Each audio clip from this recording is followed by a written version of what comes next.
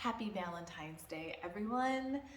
I am going to read to you a chapter from my book, Embracing the Journey, in which I talk about Valentine's Day and how for us it's supposed to just be another day.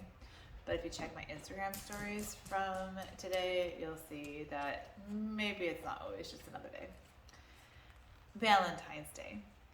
When we are children, Valentine's Day is so simple. We check classmates' names off of a list, carefully selecting who gets which card. Boys always got the generic message.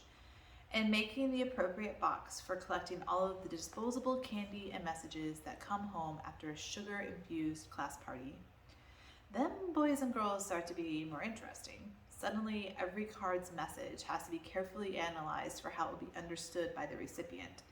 People start giving special gifts to their crushes, days-long relationships blooming all around, reminding the gift list that they are somehow deficient in the area of love. During most of my adolescence, Valentine's Day was the worst day of the year. My boy-crazy nature plagued me through most of my school career. I easily developed relationships and friendships with boys, while I could hold my own with my male classmates, my insides tied in knots as my heart got crushed by one boy after another who saw me as a good friend and nothing more. Every year I longed for a special message from one of those many boys, and every year my crushes lived up to the name. And the few exceptions to that rule came from unexpected and undesired places. My 6th grade year, one of the class outsiders gave me a special Valentine and professed that he liked me. A nearly friendless transfer student, I was both flattered and repulsed. That was not how I wanted to finally be recognized by my peers. I wilted as I realized that my crush, the boy who I thought was the cutest in the class, was one of those encouraging the boys' advances.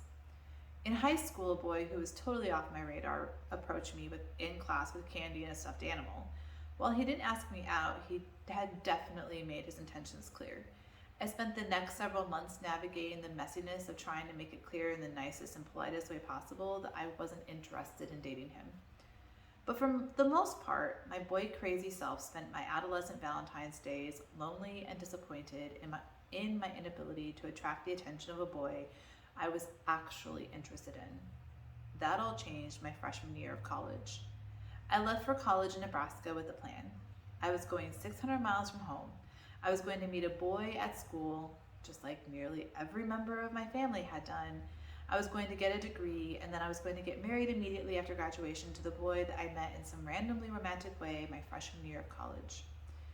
But the summer before I left for college, I met a boy. He took me on a date to watch fireworks along the shores of Lake Michigan, and in the weeks that followed, we spent every moment we could together. He was fun. I liked him, but he didn't fit in the plan.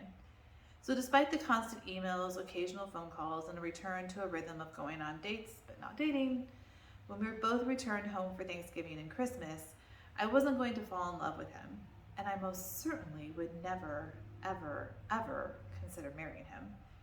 I returned to school for my 2nd semester with the resolve that I had no interest in dating a boy in a Michigan city 700 miles away from where I was in Nebraska. Then on Valentine's Day, my roommate and I were awakened by a phone call announcing a delivery. I carried a dozen roses into our dorm room, looked at the note, and freaked out. They were from him. We weren't dating. I didn't want to be in love with him. I had other plans. Over the next 10 months, we were the epitome of teenage stupidity. Let's just say we were the perfect example of how not to cultivate a healthy young adult relationship. By the next year, we had at least figured out that we were willing to try a long-distance relationship, which meant that I was no longer single on the most dreaded day of the year. The only problem was my boyfriend was several states away, and he had to somehow top the dozen roses that he had sent me before we were even dating. He did. He drove through the night across the cold and snowy Midwest to surprise me the following morning. Lonely and a little depressed the night before, I had tried to call him just to talk, only to be told by his less than observant roommate he's on his way to Nebraska to see his girlfriend. Apparently, I hadn't had enough phone interaction with this particular roommate for him to know that I was the girlfriend he was coming to visit. We didn't have cell phones. I couldn't verify whether he was really on his way. I had no idea where on I-80 my boyfriend was. I had no way to gauge how far away he was or when he would arrive. I would just have to wait for him to call so that my roommate and I could sneak him into our dorm room during morning non-visiting hours. Well, our Valentine's history got an awkward start. For the next 3 Valentine's days, his gift was his presents. For 2 years, a drive, and for the final year, a flight into Omaha, so that I didn't have to spend the weekend closest to Valentine's Day alone. By the time we got married and shared a bank account, the day was just another day. Jeff ordered me flowers once, early in our marriage, and when I saw how much it cost and looked at our nearly bare bank account, I quickly assured him that while I greatly appreciated the gesture, I didn't need anything special ever again. And I meant it. That's not to say that we haven't done things for each other on the holiest of card holidays, but we stopped going out of our way to make the day special.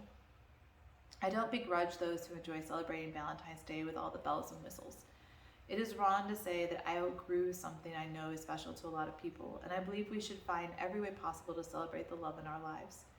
But we've decided we don't need to do something special for each other or prove the lasting intensity of our love story on a specific day that was picked by somebody else. Even more important to me is that our kids see us professing our love for each other every day through our words, our insistence of leaving them with a sitter for days when they were younger and alone now that they are old enough, and inducing displays of affection. We've worked hard to show them the importance of pursuing a love that is about more than just the day. I know it's easy to say that now that I'm a happily married woman. After more Valentine's Days together than apart, it seems trite to tell those lonely in singlehood, don't worry about it, it's not that big of a deal. I know that someday soon it won't matter what I say to my daughter as she watches her peers exchange gifts and treasures. A couple of years after that, we will have to deal with a boy navigating the same waters. But for us, it really is just a day. I don't want my husband to buy me something expensive because someone many years ago decided that there should be one day a year to shower your significant other with adoration. I don't want to feel obligated to go on a date with my husband, especially if it means fighting crowds, our least favorite thing. I don't want my son to believe that showing he loves someone is dependent on the kind of gift he gives a girl on a specific day of the year. I don't want my daughter's self-worth to be tied up in what she does or does not receive on February 14th. So for us, it's just a day, and I'm okay with that. I promise. But full disclosure, I got into my car this morning and had a card and a bag of candy. So I guess we still do kind of celebrate Valentine's Day. Happy Valentine's Day, everybody, no matter who you love.